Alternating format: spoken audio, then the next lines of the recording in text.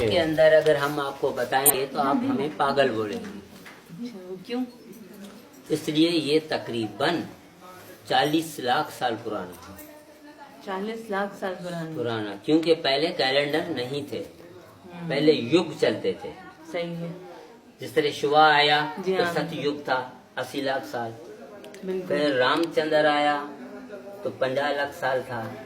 फिर कृष्णा आया त्रेता युग तो चाहे 30 लाख साल था। अभी कलयुग चल रहा है तो ये 25 लाख साल।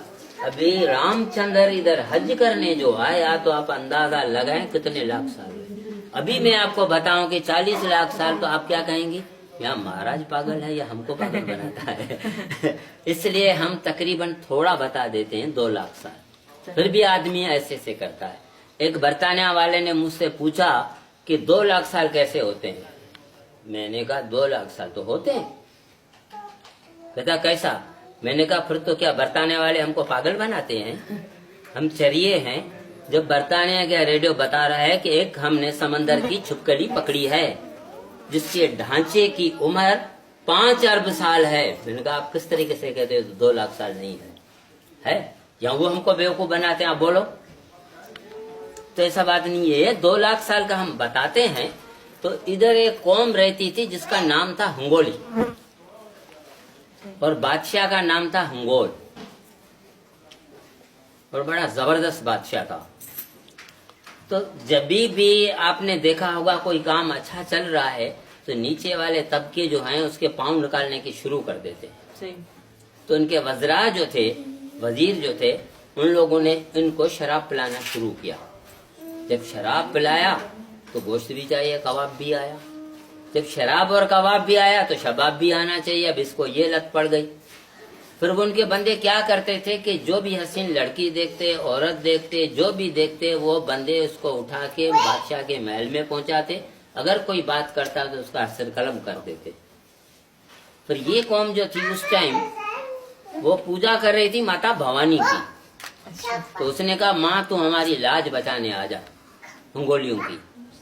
फिर एक मर्तबा माँ ने आसमान से आई एक हूर का रूप धारण करके, एक हूर का, खूबसूरत लड़की का, वहां उतरी जहां बादशाह बैठा हुआ था। बादशाह ने जो जोर से देखा दूर से उसका हुस्न, उसके हवासी खता हो गए। वो पागलों की तरह इसके पीछे हो गया। फिर उधर से घुमाती घुमाती, ये काली की मूर्ति है ना इधर, ये ओरिजिनल नहीं है, लेकिन माँ इधर खड़ी हुई थी। उसने इसको ये रूप दिखाया था, काल का, मौत का रूप दिखाया था। बादशाह ने आंखें बंद कर ली, फिर आंखें खोली तो वही हूर थी। फिर पहले जब ये था तो ये टेले, ये दीवारें नहीं थी, ये मिट्टी के टेले थे, रेत के। वो इधर आई, ऐसे लेट के अपने आप को पत्थर की शक्ति से मूर्ति बना दिया। ये वही मूर्ति है, किसी ने बनाई नहीं है। अच्छा। बादशाह इधर आया, उसने देखा ये तो पत्थर की मूर्ति, चला गया आगे। वापस जैसे आया ना तो उस मूर्ति में से शेरा वाली जहूर पजीर हुई, बाहर आई। 8 हाथ, तलवारें, आंखें लाल। बादशाह तो समझ गया अभी तो मौत मेरा यकीनी। तो उसने माफी मांगी। उसने कहा कि देखो तू सबका राजा है, सबका बाप है, ये रियायत तेरी बेटियां बेटे हैं, तुम किस तरह अपनी बेटियों की इज्जत लूटता था। ये माफ नहीं हो सकता, और कुछ मांगो। तो फिर उसने कहा माँ एक और अर्ज है। उसने कहा कि बोलो। उसने कहा कि आप इस मूर्ति के अंदर वापस समा जाए, हमारे बंदे इधर आए, पूजा करें तो उसको मोक्ष मिल जाए। मोक्ष ये नहीं, दूसरा जन्म नहीं लेना पड़े। और जो भी आते हैं भरे या बुरे, अपनी मन की मुराद लेके आते हैं तो उनकी पूर्ण करो। और आप इस मूर्ति के अंदर चेतन होके रहो। माता ने कहा ऐसा ठीक है। फिर उसका सिर कलम कर दिया। फिर नाम पड़ा हंगलाज, हंगोलियों की लाज बचाने वाले। फिर ये कौम जो है टूटती फूटती चली गई मंगोल।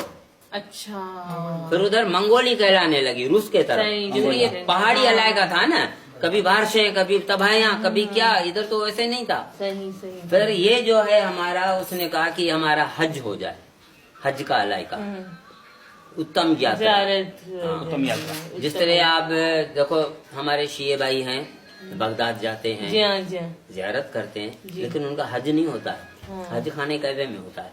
इस तरीके से हमारी भी जियारत गाहें बहुत हैं। यात्राएं बहुत है, मगर लेकिन ये वो उत्तम हज नहीं होता, उत्तम यात्रा नहीं, उत्तम यात्रा इधर होती है। अच्छा, ये दूसरे किसकी है? दो है कौन जी? दूसरी। ये इसकी कमांडर की है। अच्छा। जब वो बाहर निकलने लगी ना जमीन से, तो उसने ऐसा इशारा किया, वो इधर की इधर रह गई, वो भी पत्थर की बन गई। ये है छोटी सी स्टोरी इसकी। वैसे तो